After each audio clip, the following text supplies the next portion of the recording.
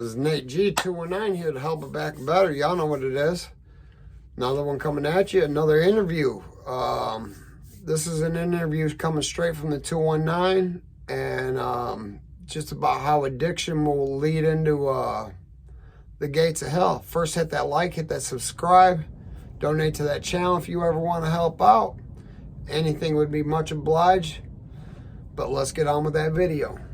This is Nate G 219 to help it back and better, and I'm here with a buddy of mine, Will, that I've known for a few years. Will, introduce yourself. Hey, what's up, Nate Jizzle? Big shout out to 219, man. What you're doing, very positive, man. Pleasure to be on here with you, man. Trying to spread this message. I'm Will Evans from South Haven, Indiana. 37 years old today. So happy birthday, brother. Happy birthday. Thank you. Thank you. So what was your childhood like out in South Haven? That's only about 5 minutes from here, but it's a lot different from here. Yeah, and when I grew up, man, you know, it was in the 90s and stuff, and South Haven was a lot different. Portage was a lot different. But this is a little background on me, man. I do have a pretty interesting story. You can Google my name, and it looks real bad. You can Google William R. Evans from our area, and it's going to pop up a bunch of armed robberies and this, that, and the third. Long story short, I ended up doing 10 years. I did a nickel for armed robbery. The first time was from armed robbery. I got 3 B convictions, armed robbery. Went to prison, did 5 years, got out. That was that Speedway, right? For a couple months. I was out for a couple months and went right back for another whole nickel.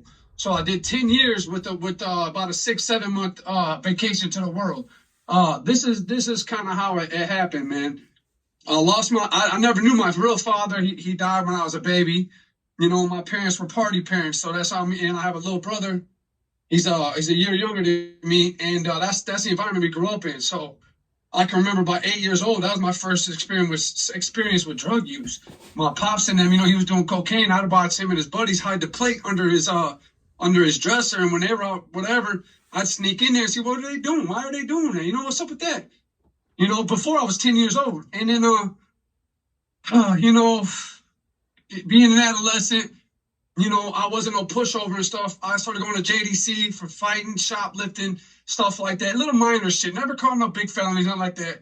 Never stayed at JDC no more than a couple months.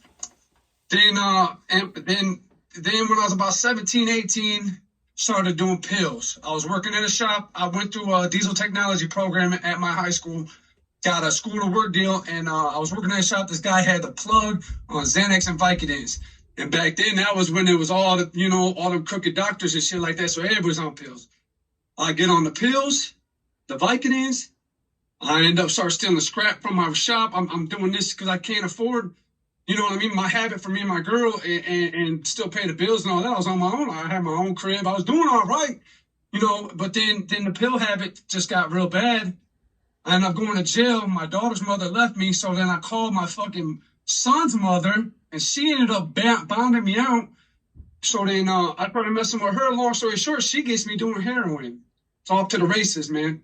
I remember driving my car out to Chicago, literally no brakes, grinding the rotor the caliper on the rotor to the point where I'm pulling the e-brake just to stop, just so we can go out there and cope a cop a gram of dope. It was bad.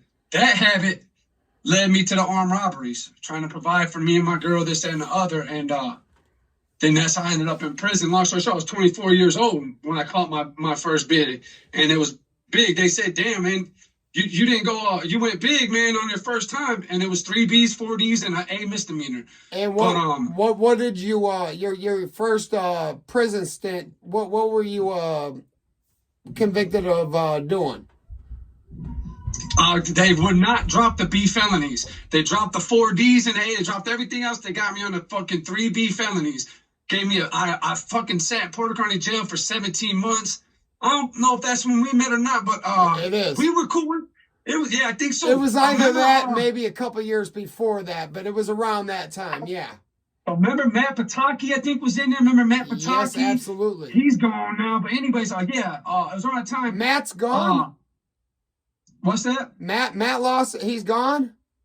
Matt Pataki, yeah, he died over the summertime. They found his body out in Hammond. Man, that's sad news, man, and y'all heard it live, man. We lose friends left and right out here. Like, the heroin epidemic's been since the mid-90s for us. Bro, it's bad. And you know, it's our area. It's rocks and blows, crack or heroin.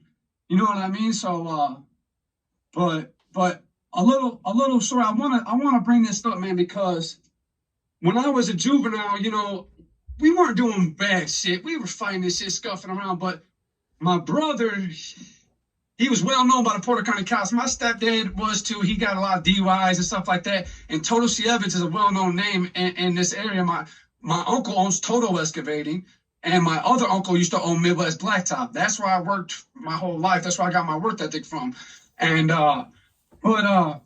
anyways, to my brother, to make a long story short, I just want to bring that up because my brother, you know, since my dad and them got in trouble, my stepdad got in trouble, you know, my brother started getting in trouble. And so, like, our house was fucking always monitored by Porter County. Long story short, again, my brother he was a car hopping, and then he ended up stealing a car.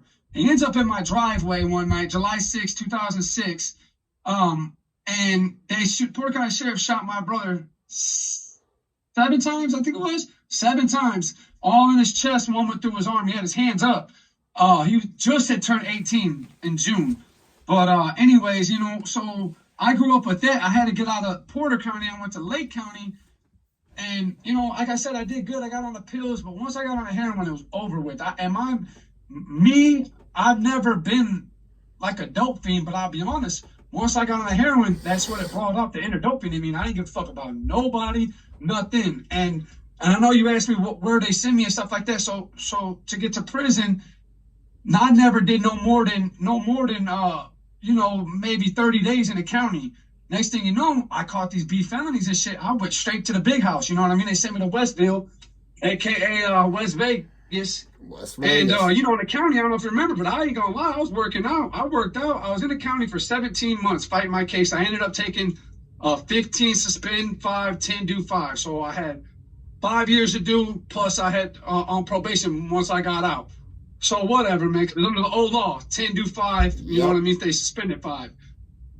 So I got out. And this is where I went wrong, man. This is where I really want to touch base, because this is where I caught all my red flags. So when I got out in 2017 after serving that nickel, by the way, I ended up kept linking up with the dirty white boys, fucking jacking off time, this, that, and the other, man. I did my whole nickel. I did all my time. 48 months, bro, out of 50.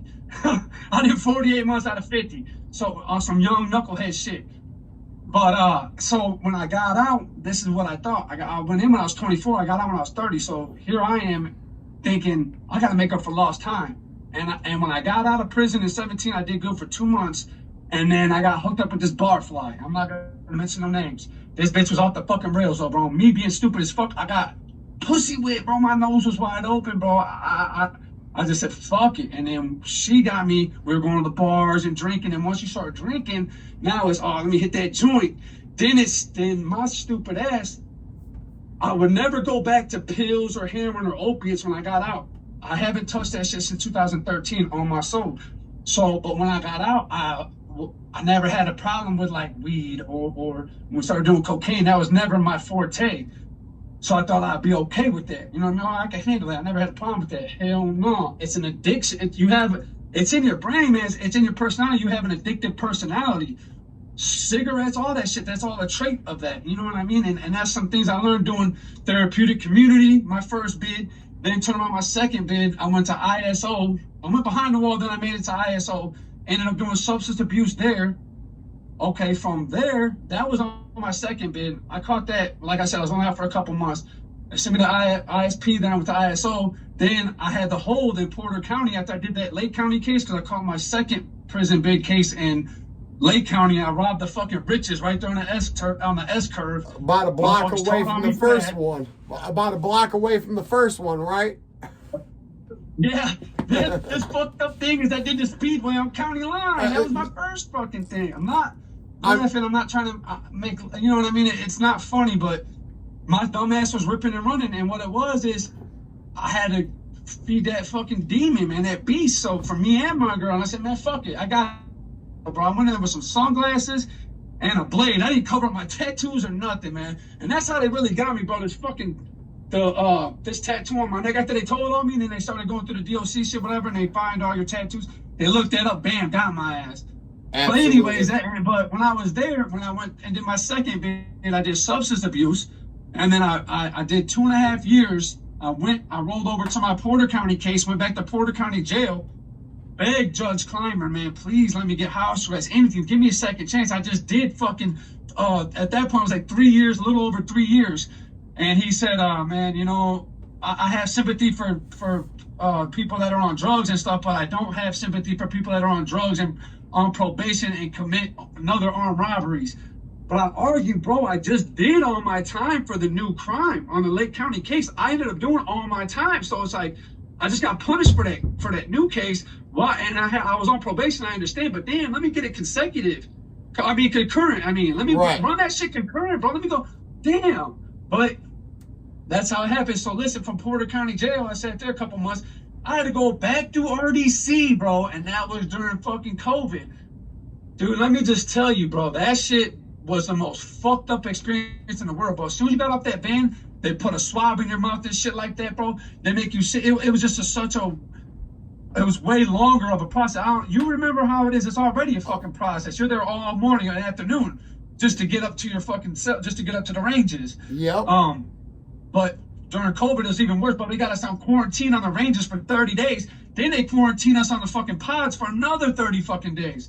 Dude, and then all that for them, and I begged them, okay, I just had left ISO. From ISO, I went to Porter County Jail, tried to fight the fucking probation. Then they sent me right back to prison. I begged them at RDC, just send me back to ISO. All my brothers, while I'm still dirty, and I'm not repping it, but I mean, so I gave all my brothers my property, my TV, shit, all my shit, shoes. So if they had sent me back to ISO, I'd have been right back in the groove. These bitches sent me back, they made me PI and sent me to fucking West Vegas again. And they made me PI, so I had to do that program again. Your Honor, I literally just completed the substance abuse program. That's where I left the program and came to jail. It gave me a time cut, put me out the door, rolled over to my Porter County case. Like I said, they didn't care, but they sent me right back to prison. No second chance, whatever, man. So, and I did all my time on the Porter. I ended up doing all my probation time. Fuck it, I'm sitting it out. I don't give a fuck. Did all my time, and now it's mandatory for a 1 year parole. No matter what, you get released if you got to have probation or parole. It's one or the other. Well, they gave me I caught a write-up, man, a really weak write-up 4 months before I got out. And since I did that, it gave me an extra year parole. I'm on my second year of parole. I've been out since September 22nd of 2022. I CTP'd straight from Westville to Kimbrough. I had 90 days left on my CTP, and I excelled there. I ain't gonna lie. I caught a little write-up. I don't remember what it was. You know how I was petty at Kimbrough, but it wasn't nothing serious. I didn't get banked, nothing like that. They ended up letting me go on house arrest, bro, within 30 days. And within that first 30 days, bro, I got home. I was so focused. Got my L's immediately. I had a job. I mean, I was working 16 hours at Geno's, bro, washing dishes for $10 an hour. I didn't give a fuck. I was happy to be free. You know what I mean? And that's what I did, Nate. For real, I hit the ground running, bro. And what I did, fuck everybody, bro. I fucked the girl that rolled my bid out with me, that stayed loyal. Sorry about that glare. That stayed loyal to me. I cuffed her, bro. I got out and I cuffed her. Now I'm married to her. Shout out Crystal Evans. That's my baby. I would say my ring would be on, but I'm supposed to be at work, but I can't wear the ring at work. So hey, I'm supposed to be at work too. It's too cold. It's too cold for us. It's fucking cold, Bubba. Man. And I'm on the other part of the shop that's not heated, just so I can hear you good.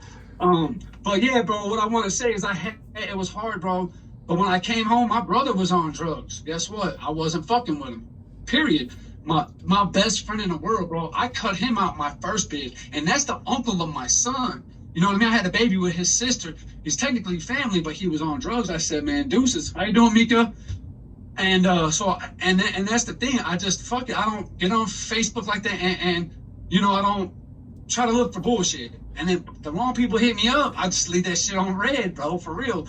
And how I did it, I'll be honest, just because I know myself and I know how, you know, I lost my mind when I got locked up, bro. I went through a lot of stuff. I don't know how long this interview's, you know what I mean? So I didn't want, but yeah, I lost my mom when I got caught up on my second bid sitting in Lake County Jail. Man, my mom died on me, man. They wouldn't let me go to the funeral. Man. To this day, I haven't really got to pay my respects. I've been to her gravesite and stuff like that, but did I get to tell her goodbye or nothing like that? No, and that's one thing a lot of people don't understand. Right there's a trigger, like, Huh? A lot of people don't understand. Indiana does not let you go to the funeral. Like, if you're Dude, that was incarcerated, the most, DOC, it doesn't matter. bro, and that shit, I could dude, only you know how, imagine. how terrible I felt. And not only as a son, you know what I mean, but like, dude, I was a mama's boy. You know what I mean? Me too. I told you I didn't have my real father. I grew up with a stepdad who always favored his son over me because I was the product of another man and my mother. Yep. And he never let that go. And You gotta understand. some men aren't the men that they are made out to be. Sometimes, Right. you know. And this cocksucker was such a mean bastard, dude. You know, I grew up in a very abusive home.